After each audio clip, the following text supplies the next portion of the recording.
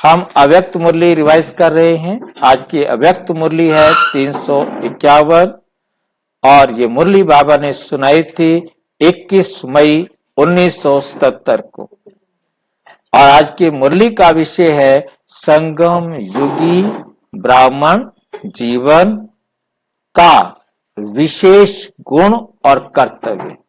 संयम योगी ब्राह्मण जीवन का विशेष गुण और कर्तव्य। मास्टर ज्ञान सागर, विश्व सेवाधारी, गॉडली सर्विसेबल, सर्वप्रति कल्याण और रहम की भावना रखने वाली आत्माओं प्रति उचारे हुए महावाक्य। उचारे हुए महावाक्य अपने वर्तमान संगम युगी ब्राह्मण जीवन की विशेषता को जानते हो? अपने वर्तमान संगम युगी ब्राह्मण जीवन की विशेषता को जानते हो कि नहीं? हमेशा खुश रहना। हमेशा खुश रहना। ब्राह्मण संगम युग के ब्राह्मण जीवन की विशेषता है अपने विशेष गुण और कर्तव्य को जानते हो। खुश रहना हो गया, दूसरा हो गया विशेष गुण और कर्तव्य। ये क्या है? जो गुण और कर्तव्य और कोई भी युग में हो नहीं सकता सिवाय संगम युग के। ना सतयुग में होता है, ना त्रेता में, ना द्वापर में, ना कलयुग में। वो कौन सा विशेष गुण है? सोच सकते हैं?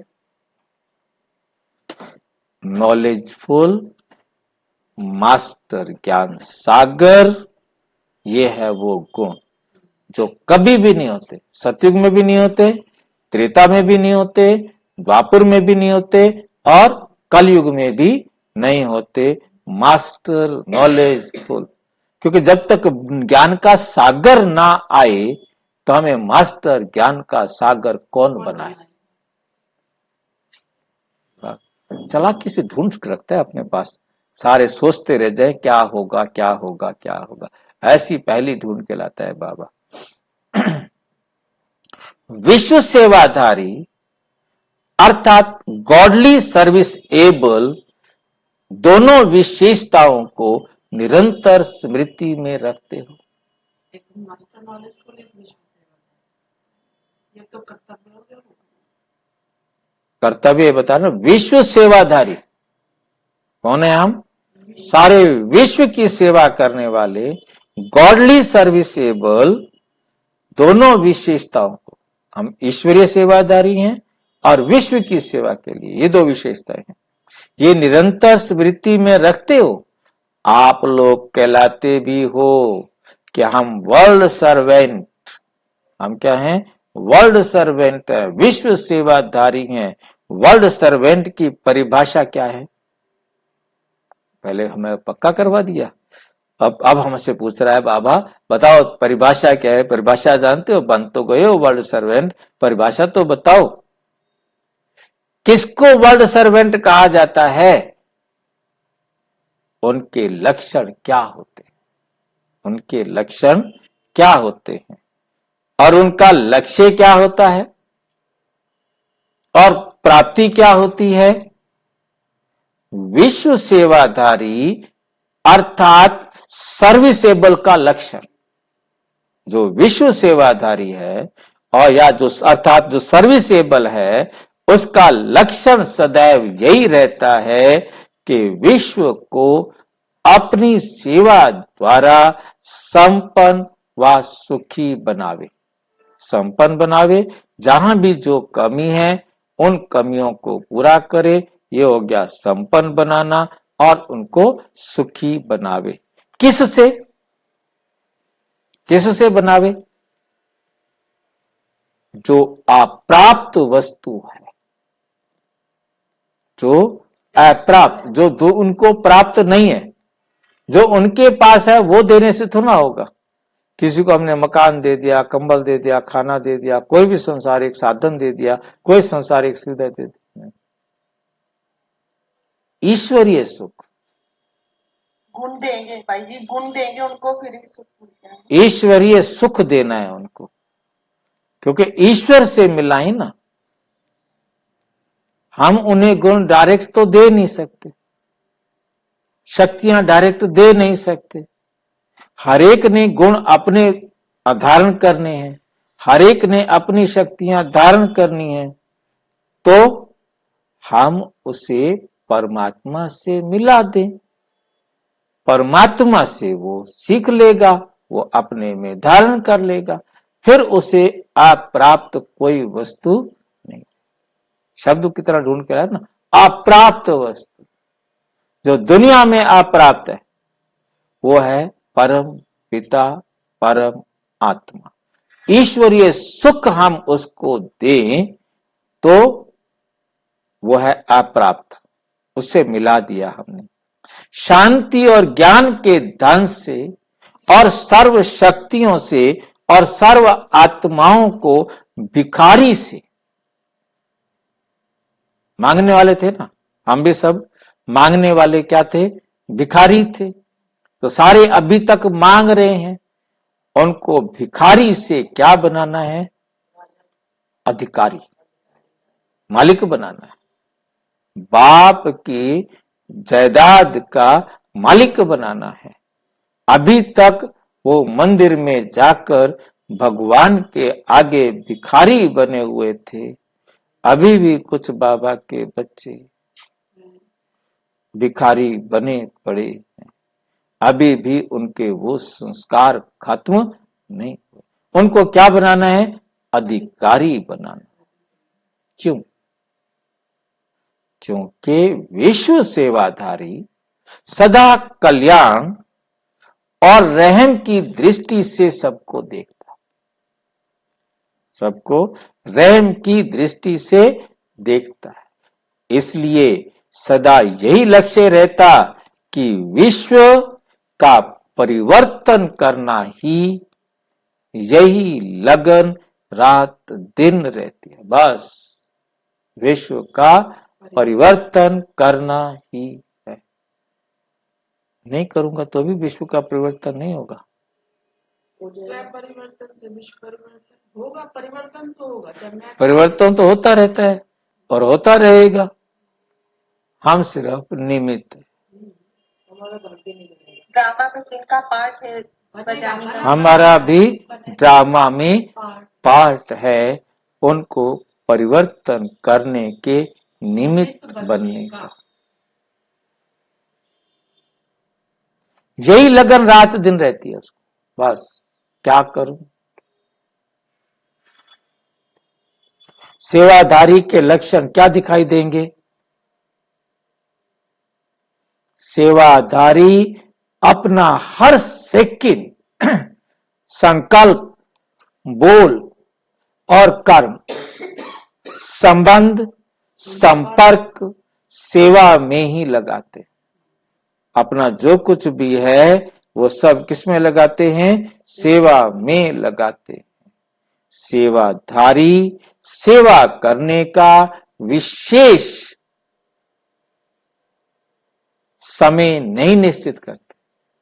भाई इस टाइम मैंने सेवा करनी है, इसके बाद मैंने सारा 24 घंटे ठेका ले रखा है। 2 घंटे सेवा कर देते थोड़ी है, बाकी तो 2 घंटे भी नहीं करते। 1 घंटा मैं बाबा को सवेरे अमृत वेले याद करता हूं, बाकी थोड़ा याद करते। काफी नहीं है? ये तो बिगड़ गए हैं। ये तो बिल्कुल मानने को तैयार नहीं। काफी नहीं है इतना? बाबा ने कहा निरंतर करना।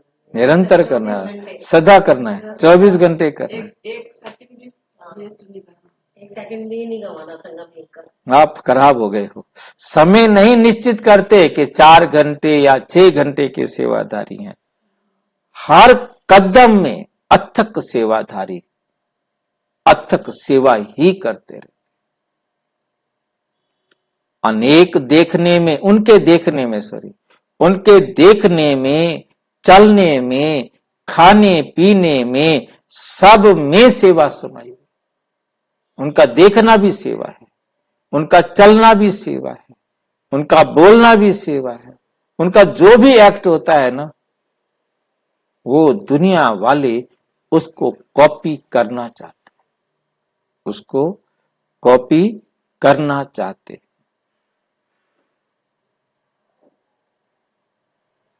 मुख्य सेवा के साधन स्मृति, वृत्ति, दृष्टि और कृति। स्मृति, वृत्ति, दृष्टि और कृति। पहली है स्मृति। स्मृति क्या होता है? मैं आत्मा हूं। सब आत्माएं परमात्म ज्ञान की स्मृति।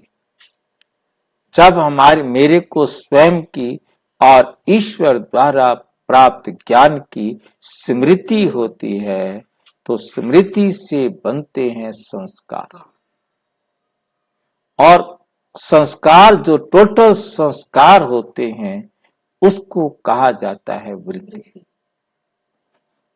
और जैसी हमारी फिर वृत्ति होती है वैसी हमारी दृष्टि हो जाती है। हम फिर वैसे देखेंगे। हमारी अच्छी वृत्ति है तो हम सबको आत्मा देखेंगे, हमारी मिक्स्ड वृत्ति है तो आधा आधा देखेंगे, और यदि हमारी गंदी वृत्ति है तो हम देह को देखेंगे, और फिर कृति, फिर वैसे हमारे कर्म हो जाएंगे। इस सब प्रकार से सेवा में तत्पर होगा। नंबर 1, अब बाबा उसको स्पष्टीकरण कर रहे हैं। स्मृति द्वारा हमें ज्ञान की स्मृति है, तो उस स्मृति द्वारा आत्माओं को समर्थी स्वरूप बनावेगा। सबको ज्ञान देगा ना, तो जिनको समझ में आता जाएगा, ज्ञान मिलता जाएगा, वो क्या होता जाएंगे? समर्थी स्वरूप बनते जाएंगे। आत्माओं को स्मृति द्वारा सर्वात्माओं को समर्थी स्वरूप बनावेगा। और वृत्ति द्वारा, अब उसकी वृत्ति बन गई है तो वृत्ति द्वारा वायुमंडल, वृत्ति द्वारा क्या बनाएगा? वृत्ति द्वारा समर्थी बनाएगा, आत्माओं को समर्थी बनाएगा। जब आत्माएं समर्थ हो जाएंगी तो ये अपनी वृत्ति द्वारा उनका फिर वायुमंडल भी बनेगा। वायुमंडल को पावन और शक्तिशाली बनावेगा, क्योंकि वो खुद पावन है, खुद शक्तिशाली है, फिर उसके द्वारा वो भी सीख जाएंगे पावन बनना और शक्तिशाली बनना, क्योंकि इसके जीवन में है तो उनके जीवन में ऑटोमेटिक आएगा। दृष्टि द्वारा आत्माओं को स्वयं का और बाप का साक्षात्कार कराएगा। साक्षात्कार को जानते हैं कि भूल गए? साक्षात्कार किसे कहते हैं? आदि मध्यांत का ज्ञान जो बाबा ने दिया वो साक्षात्कार है। और अच्छी तरह बताओ। यहां से जवाब आया इंटरव्यू। इंटरव्यू अभी बाबा ने 2-3 दिन से लगातार इस पर चलाया है। याद करो, किसको याद है? 2-3 दिन से लगातार बाबा ने प्रयोग किया है। समझ, जानना। बाबा कहते, हाँ जी, जानकारी दी थी, हमें बताया कि हम हाँ, आत्मा कहाँ से आए हैं, कहाँ जा रहे हैं। ये स्मृति दिलाई है, हम कौन सी आत्माएं हैं, देवपुर की आत्माएं हैं। तो बाबा ने आकर जो ज्ञान दिया, जो समझाया, वो हमें समझ में आ गया तो साक्षात्कार हो गया। अब कुछ देखने की जरूरत है? जो बाबा ने कहा अंत में सबको साक्षात्कार होगा, साकार मूल्यों में बता के आया है। ये कोई अव्यक्त मूल्य थोड़ा है। हाँ सॉरी, है तो अव्यक्त मूल्य, जो हम पढ़ रहे हैं अव्यक्त मूल्य है, परंतु साकार मूल्यों में भी बता के आया है कि मेरा साक्षात्कार कराऊंगा। और अंत समय भी सबको साक्षात्कार होंगे। पर तो कौन से साक्षात्कार होंगे? ये साक्षात्कार हो रहे हैं ना कि ज्ञान समझ में आ रहा है, ये साक्षात्कार हो रहा है। अब कोई साक्षात्कार करने के लिए बैठा रहता है, बहुत सारे भाई बहनों कहता है भाई जी हमें कोई साक्षात्कार नहीं होता, हमने ये देखा ये परमात्मा है, ये देखा लाइट देखी, ये देखा ये देखा ये देखा। हर एक अपना अपना पूछता है, वो वेरीफाई कराना चाहता है। तो जितना समझ की बात है, ठीक है, हमें समझ में आया कि बाबा वो क्या कराएंगे? साक्षात्कार करवाएगा। किससे साक्षात्कार करवाएगा? दृष्टि से, मतलब दृष्टि से साक्षात्कार का। ये सोचने वाला विषय है ना कि दृष्टि द्वारा आत्माओं को स्वयं का और बाप का साक्षात्कार करवाएगा। ये कैसे हो? क्योंकि यहां मुझे दादी प्रकाश मणि और हमारे जो डॉक्टर हंसा साक्षात्कार का जो रूप वहां दिखाई दे रहा है कि उनकी चर्चा में जो मुझे मिला कि जब हंसा दादी प्रकाश मणि से फर्स्ट टाइम दृष्टि ले रही थी तो दादी प्रकाश मणि ने पूछा किसको देख रही हो, किसको देख रही हो? कहती है मैं आपको देख रही हूं। क्योंकि उसको पता नहीं था, फर्स्ट डे था, उसे कोई नॉलेज नहीं, कुछ नहीं, तो फर्स्ट टाइम सीधा दादी प्रकाश मणि से दृष्टि लेने का ही उसको चांस मिला। तो दादी प्रकाश मणि कहती है नहीं, तुम अपने बाप को देख रहे हो। तो हंसा का क्या जवाब था? मेरा बाप तो मर गया, मेरा बाप तो मर गया, थे नहीं। फिर दादी उनको कहती है नहीं, तुम आत्मा का पिता परमात्मा, थे नहीं। तो उसको परमात्मा का ज्ञान दिया, मतलब उस दृष्टि से, मतलब दृष्टि देने में ही, और उनको दृष्टि के साथ उनको समझा दिया कि तुम आत्मा के पिता परमात्मा को देख रहे हो, वो तुम्हारा परमानेंट पिता है। मतलब उनके हर कर्म से, दृष्टि से, ज्ञान से, समझ से, मतलब किसका परिचय मिला? आत्मा का। तुम आत्मा हो और मैं भी आत्मा हूं और हम आत्माओं का पिता परम आत्मा है। तो जब आप किसी को मिलता है तो आप उसको क्या देते हो? यही परिचय देते हो, उन्हें समझ देते हो और वो समझ जाते हैं ठीक है हम आत्मा हैं और हम आत्मा का पिता परमात्मा है। ये साक्षात्कार हो गया। कृति द्वारा श्रेष्ठ कर्म करने के अपने आप को निमित्त बनाते हो। आप कर्म ऐसे करते हो, श्रेष्ठ कर्म, जिनसे सबको हिम्मत दिलाते हो, प्रेरणा दिलवाते हो, मतलब आप उनके अंदर उमंग उत्साह भरने के लिए निमित्त बन जाते हो श्रेष्ठ कर्म करके। ऐसा सेवादारी स्वयं के रात दिन के आराम को भी त्याग कर, क्या करता है? त्याग करता है। किसका त्याग करता है? अपने आराम का त्याग करता है।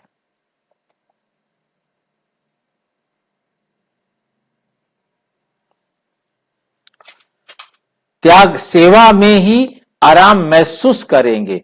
ऐसे सेवाधारी हो, सेवाधारी के संपर्क में रहने वाली व संबंध में आने वाली आत्माएं उनकी समीपता व साथ से ऐसा अनुभव करेंगे जैसे शीतलता व शक्ति शांति के झरने के नीचे बैठे। शीतलता, शांति के, शीतलता व शक्ति शांति के झरने के नीचे बैठे। 3 झरने हैं। वह कोई सहारे व किनारे की प्राप्ति का अनुभव करेंगे। हर एक को अपने अपने तरीके से अनुभव होगा। ऐसे सेवाधारी के संकल्प व शुभ भावनाएं, शुभ कामनाएं सूर्य की किरणों माफिक चारों ओर फैलेंगी। जैसे सेवाधारियों के जड़ चित्र अल्पकाल के लिए अल्पकाल की कामनाएं पूर्ण करती हैं, ऐसे चैतन्य चरित्रवान सेवाधारी सदा काल के लिए सर्व कामनाएं पूर्ण करते हैं। ऐसे नहीं करेंगे ठीक है जी, उनको देखा तो उनकी कामनाएं पूरी होंगी, परंतु उनके संपर्क में आएंगे, उनके व्यवहार में आएंगे और उनका देखना, बोलना, चलना, करना वो उनको क्या करेगा, सिखाएगा। उनकी जो इच्छाएं हो, जो चाहता है वो उनकी उनसे पूरी होती जाएंगी। इसलिए कामधेनु का गायन है, कामधेनु गाय का गायन है कि उसके पास जो भी जाते थे उनकी इच्छा क्या हो जाती थी, पूरी हो जाती थी। अब जो एक्सपर्ट टीचर होगा उसके पास कोई भी प्रश्न लेके जाएंगे, उसको समाधान कर देगा, हो गया काम। जैसे कोई खान संपन्न होता है, जैसे कोई खान संपन्न होती है तो जितना चाहे उतना संपन्न हो सकता है। खान भरपूर है, अब जो कोई जितना लेना चाहे ले जाओ, और थोड़ा है तो फिर तो लड़ाई होगी। हद की खान से एक वस्तु मिलती, लेकिन ये विचित्र खान है। शिव बाबा एक विचित्र खान है, जिसको जो चाहिए वो मिल सकता है। ऐसा सेवाधारी तड़पती हुई आत्माओं को सहज ही मंजिल का अनुभव कराता है। सदा हर्षित, सदा संतुष्ट, इस प्राप्ति का वरदान सेवाधारी को स्वतः ही प्राप्त होता है। अच्छा, सदा हर्षित और सदा संतुष्ट, ऐसे तो अपना थोड़ा मिल जाएगा। बोला इतनी वो मेहनत कर लेता है, इतना पुरुषार्थ कर लेता है कि कुछ भी हो जाए उसकी खुशी गायब नहीं होती, कुछ भी उसके जीवन से चला जाए संतुष्टता कम नहीं होती। जो संतुष्ट है हर हाल में, वो क्या है, संतुष्ट है। इस प्राप्ति का वरदान सेवाधारी को स्वतः ही प्राप्त होता है, सेवाधारी को स्वतः ही प्राप्त होता है। क्यों? क्योंकि वो जानते हैं कि हर आत्मा का भिन्न पार्ट है, हर आत्मा का भिन्न पार्ट है। पार्टधारी के किसी भी प्रकार के पार्ट को देख असंतुष्ट ना हो, होएगा ही, उसको समझ होगी ना। ऐसे सेवाधारी के मन से सदैव हर्षित और संतुष्ट रहने के गीत कौन से निकलते हैं, कौन से निकलते हैं? वाह बाबा, वाह मेरा पार्ट, वाह, और वाह मीठा ड्रामा, वाह। जब स्वयं सदा ये मन के गीत गाते, तब ही सर्व आत्माएं भी, अब भी और सारे कल्प में भी उनकी वाह वाह करते, उनकी वाह वाह करते हैं। ऐसे सेवाधारी सदा विजय के मालाधारी होते हैं। सफलता स्वतः अधिकार है, सफलता स्वतः अधिकार है, इस निश्चय और दशे में रहते हैं। सदा संपन्न और बाप के समीप अनुभव करते हैं। ये है सेवाधारियों की प्राप्ति, ये है सेवाधारियों की प्राप्ति। तो ऐसे लक्ष्य और लक्षण और प्राप्ति अनुभव करते हो, ऐसे लक्ष्य और लक्षण और प्राप्ति अनुभव करते हो। जब ब्राह्मणों के जीवन का विशेष कर्तव्य ही यह अपने कर्तव्य को यथार्थ रीति से निभा रहे हो, एक है बाप से प्रीत की रीत, बाप से प्रीत की रीत निभाना, दूसरा है कर्तव्य निभाना। तो दोनों निभाने वाले हो, दोनों निभाने वाले हो, सिर्फ कहने वाले हो। क्या हो? सिर्फ कहने वाले तो नहीं हो ना, कहने वाले नहीं, करने वाले बनो। समझा? सेवाधारियों का महत्व क्या है? सेवाधारियों का महत्व क्या है? अच्छा, ऐसे दिन रात सेवा में तत्पर रहने वाले, संपन्न बन सर्व को संपन्न बनाने वाले, सर्व स्वरूप से ऑल राउंड सेवा करने वाले, सदा सर्व प्राप्ति, कल्याण और रहम की भावना रखने वाले, ऐसे विशेष सेवाधारियों को बाप दादा का याद, प्यार और नमस्ते। हम बच्चों की भी बाप दादा को नमस्ते नमस्ते नमस्ते। पार्टियों के साथ।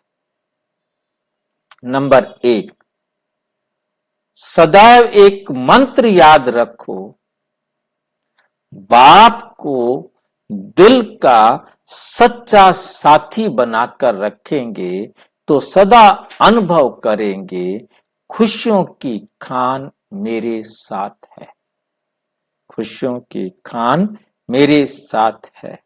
सदा इस संग का रूहानी रंग लगा रहेगा, इस संग का रूहानी रंग लगा रहेगा, क्योंकि बड़े से बड़ा संग सर्वशक्तिवान का है। बड़े से बड़ा संग किसका है? सर्वशक्तिवान का है। सत्संग की महिमा है, सत्संग की महिमा है। तो सदा बुद्धि द्वारा सत्य बाप, सत्य शिक्षक, सत्य गुरु का संग करना। सत्य बाप, सत्य शिक्षक, सत्य गुरु का संग करना, यही सत्संग है, यही सत्संग है। इस सत्संग में रहने से सदा हर्षित और हल्के रहेंगे, सदा हर्षित रहेंगे और हल्के रहेंगे। किसी भी प्रकार का बोझ अनुभव नहीं होगा। निश्चय बुद्धि हो, ये तो ठीक है, ये तो ठीक है, लेकिन निश्चय का रिटर्न है बाप को सदा का साथी बनाकर रखना, बाप को सदा का साथी बनाकर रखना। पल पल बाप का साथ हो, सदा साथ के अनुभव से संपन्न का अनुभव करेंगे, सदा साथ के अनुभव से संपन्न का अनुभव करेंगे। ऐसे लगेगा जैसे भरपूर हैं। जब बाप को अपना बनाया तो बाप का जो भी है सब अपना हो। जब बाप को हमने अपना बना लिया तो जो कुछ बाप का है सब अपना हो गया। सदा ईश्वरीय नशे में और भविष्य देव पद के नशे में रहते हो। संगम युग की प्रारब्ध क्या है? संगम युग की प्रारब्ध क्या है? बाप को पाना। और भविष्य की प्रारब्ध देव पद पाना। तो दोनों प्रारब्ध की स्मृति रहती है। जिसको बाप मिल गया उसको नशा कितना होगा। बाप से ऊपर और कुछ नहीं। बाप मिला, सब कुछ मिला। सदा याद में रहने से जो भी प्राप्ति है उसका अनुभव कर सकते, उसका अनुभव कर सकते। याद नहीं तो प्राप्ति प्राप्ति का अनुभव नहीं। सदा प्राप्ति के नशे में रहो। मैं मास्टर सर्व शक्तिवान हूं। शक्तियां बाप की प्रॉपर्टी, संपत्ति है, तो बच्चे का उस पर अधिकार है। अधिकारी बच्चों के मन से सदैव यही गीत निकलेंगे, जो पाना था पा लिया, जो पाना था पा लिया। किसी भी प्रकार का विघ्न रास्ते चलते आवे तो निर्विघ्न रहने का तरीका आ गया। निर्विघ्न रहने का तरीका आ गया है। विघ्न को हटाना सहज है, वह मुश्किल। विघ्न को हटाना सहज है, वह मुश्किल। बाबा साथ है। जब बाप का हाथ छोड़ते हो तो मुश्किल लगता है। अगर बाप सदा साथ रहे तो कोई मुश्किल नहीं। बाप का साथ छोड़ने से कमजोर हो जाते हैं। कमजोर को छोटी बात भी बड़ी लगती है, बहादुर को बड़ी बात भी छोटी लगती है। जब बाप साथ देने के लिए तैयार है, जब बाप साथ देने के लिए तैयार है, लेने वाले ने ले ना ले तो बाप क्या करे? तो बाप क्या करे? किनारा नहीं करो तो सदा सहज लगेगा। किनारा नहीं करो तो सदा सहज लगेगा। पांडव अर्थात बाप के साथ की स्मृति में रहने वाले, बाप के साथ की स्मृति में रहने वाले। कल्प पहले भी पांडवों की स्मृति की विशेषता क्या गाई हुई है? पांडवों को नशा था। क्या नशा था? भगवान हमारे साथ ही है।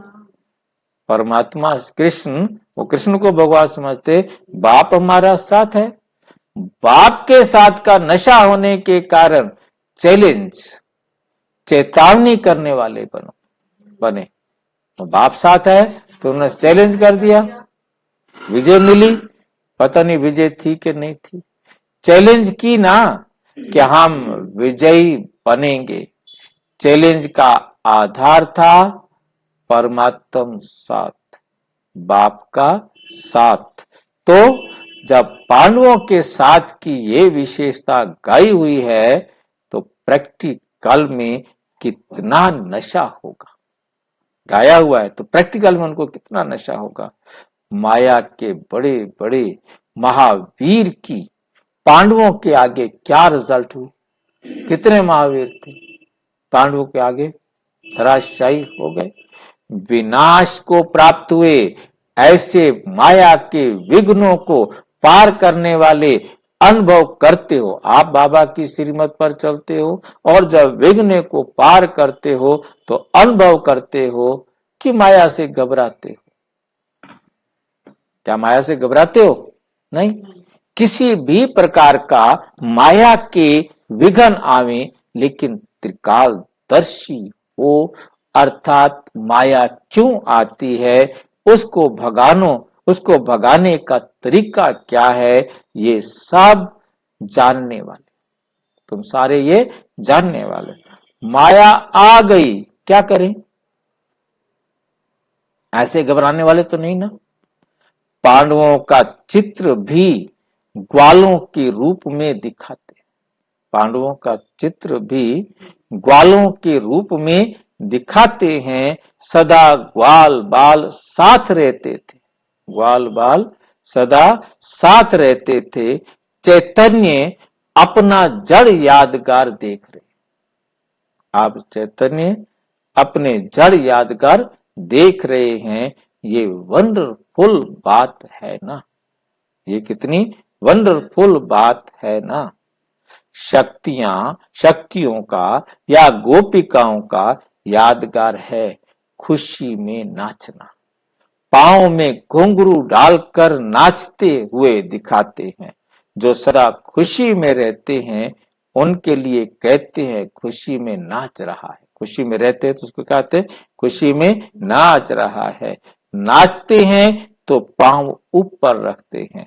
ऐसे ही जो खुशी में नाचने वाले होंगे उनकी बुद्धि रूपी पांव ऊपर रहेंगे। नाचेंगे तो पांव ऊपर रहेंगे ना। देह की दुनिया व देहधारियों में नहीं, उनकी बुद्धि कहाँ रहेगी? देह और देहधारियों में नहीं, लेकिन आत्माओं की दुनिया में, आत्मिक स्थिति में होंगे। ऐसे खुशी में नाचते रहो। सदा खुशी किसको रहेगी? जो अपने को गोपिका समझेंगे। गोपिका का अर्थ है जिसकी लगन सदा गोपी वल्लभ के साथ हो।